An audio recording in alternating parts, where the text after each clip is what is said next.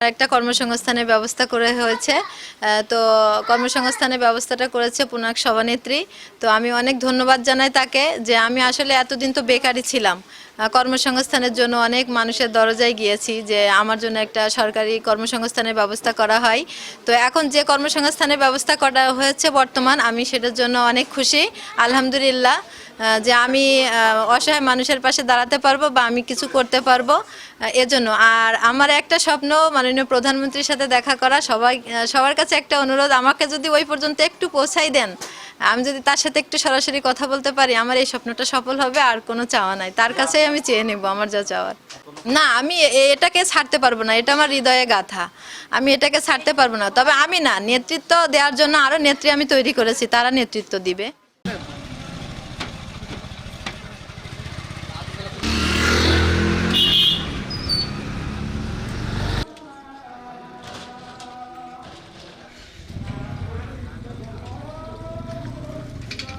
চলে যান।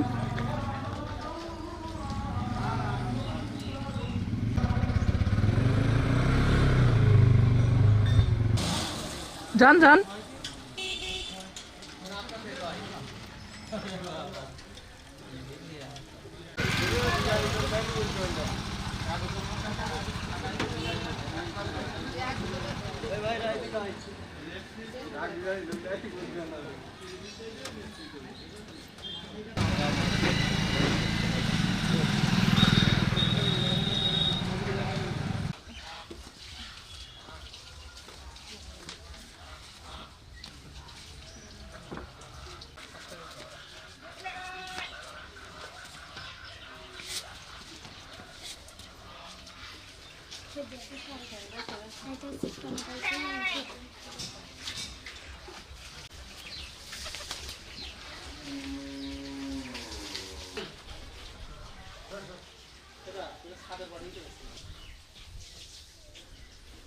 আজকে শাহিদার আপনারা দেখেছেন আকিজ গ্রুপের মাধ্যমে শাহিদাকে আমরা একটা আল্লাহর রহমতে চাকরির কর্মসংস্থানের ব্যবস্থা করা হলো।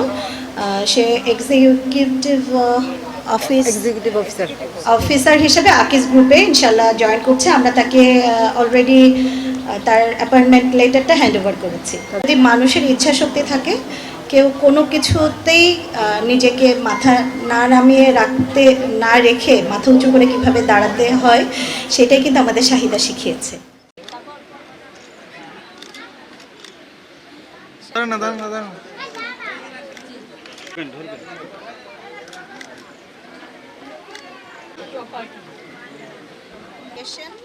আপনারা যে সমাজের কাজ করবেন ভবিষ্যতে, এবং বাংলাদেশ পুলিশের সাথে আকিজ গ্রুপ পূর্বেও টিউমার হয়েছে, আমি বারবার থেকে জমকে দেখাচ্ছি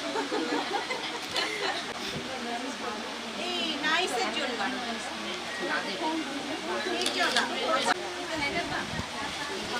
শাহিদার জন্য একটা সরকারি ব্যবস্থা চাকরির জন্য আমরা আবেদন করেছিলাম, কিন্তু সেটা হলো না যখন, তখন একটা বেসরকারি চাকরি যখন শাহিদারে দিয়েছে, এতে আমরা খুব খুশি, আলহামদুলিল্লাহ। আগামীতে যদি তার সরকারির কোনো চাকরির ব্যবস্থা হয়, সেটা তার জন্য আরও ভালো হবে ভবিষ্যতে। তো আপাতত আমরা এখন যে চাকরিটা দিয়েছে, এটার জন্য আমরা